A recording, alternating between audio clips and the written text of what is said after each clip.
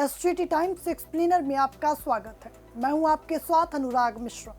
आज हम जानेंगे क्या है यूनिफॉर्म सिविल कोड और क्यों यह समाज के लिए जरूरी है।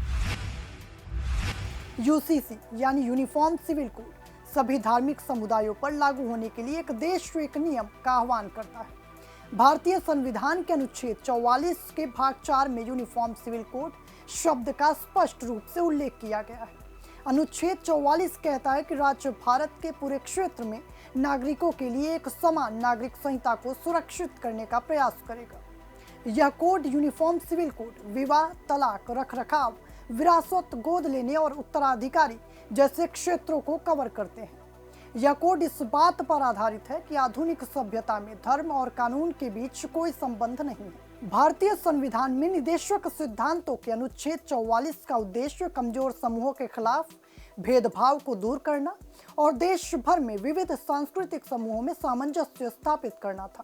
डॉक्टर भीमराव अंबेडकर ने संविधान को बनाते समय कहा था कि यूनिफॉर्म सिविल कोड वांछनीय है, लेकिन फिलहाल यह स्वैच्छिक रहना चाहिए और इस प्रकार संविधान के मसौदे के अनुच्छेद 35 के भाग 4 में राजनीति के निदेशक सिद्धांतों के एक भाग के रूप में जोड़ा गया था। भारत के संविधान के अनुच्छेद 44 के रूप में सिविल कोड की उत्पत्ति औपनिवेशिक भारत में हुई, जब ब्रिटिश सरकार ने 1835 में अपनी रिपोर्ट प्रस्तुत की, जिसमें अपराधों, सबूतों और अनुबंधों से संबंधित भारतीय कानून के संहिताकरण में एक रूपता की आवश्यकता पर बल दिया गया। विशेष रूप से सिफारिश की गई कि हिंदू और मुसलमानों के व्यक्तिगत कानूनों को संहिताकरण के बाहर रखा जाए। ब्रिटिश शासन के अंत में व्यक्तिगत मुद्दों से निपटने वाले कानूनों में वृद्धि ने सरकार को 1941 में हिंदू कानून को संहिताबद्ध करने के लिए BN राव समिति बनाने के लिए बाध्य किया। हिंदू कानून समिति का कार्य सामान्य हिंदू कानूनों की आवश्यकता के प्रश्न की जांच करना था।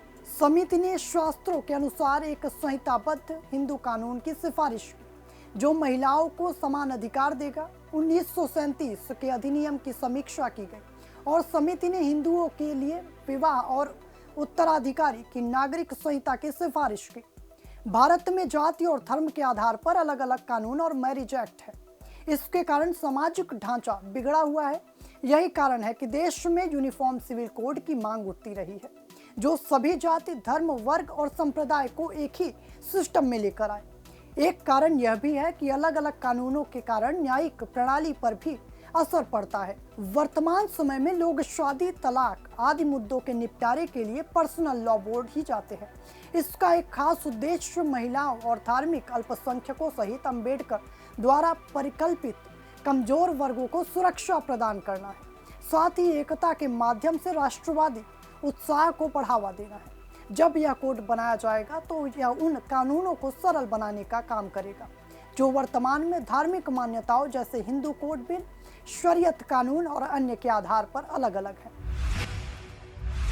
आज के लिए एसजीटी टाइम्स एक्सप्लेनर में बस इतना ही। देखने के लिए धन्यवाद। बने रहे हमारे साथ ऐसे ही लेटेस्ट अपडेट पाने के लिए। नमस्कार।